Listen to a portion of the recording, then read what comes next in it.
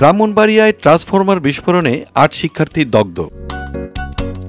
ব্রাহ্মণবাড়িয়া সদর উপজেলার বড়হুজুর বাড়ি দারুল নাজাত মহিলা মাদ্রাসায় ট্রান্সফরমার বিস্ফোরণের ঘটনায় ৮ জন শিক্ষার্থী দগ্ধ হয়েছে। বুধবার ২৯ অক্টোবর বিকেল ৪:৩০টার দিকে এ দুর্ঘটনা ঘটে।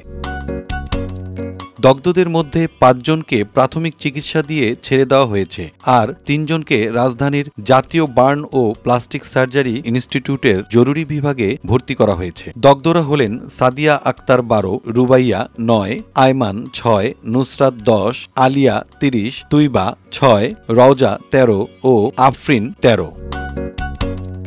আফরিনের মামা মোহাম্মদ আনোয়ার জানান, বুধবার বিকেলে হঠাৎ মাদ্রাসার পাশে থাকা ট্রান্সফরমারটি বিস্ফোরিত হয়। তখন মাদ্রাসার ৪র্থ তলায় শিক্ষার্থীরা ক্লাস করছিল।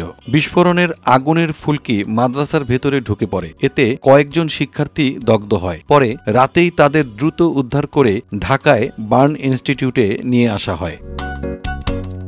বৃহস্পতিবার ৩০ অক্টোবর সকালে জাতীয় বার্ন ও প্লাস্টিক সার্জারি ইনস্টিটিউটের আবাসিক চিকিৎসক ডাক্তার শাওন বিন রহমান জানান, ৮ জন দগ্ধ মাদ্রাসা ছাত্রীকে ভর্তি করা হয়েছে।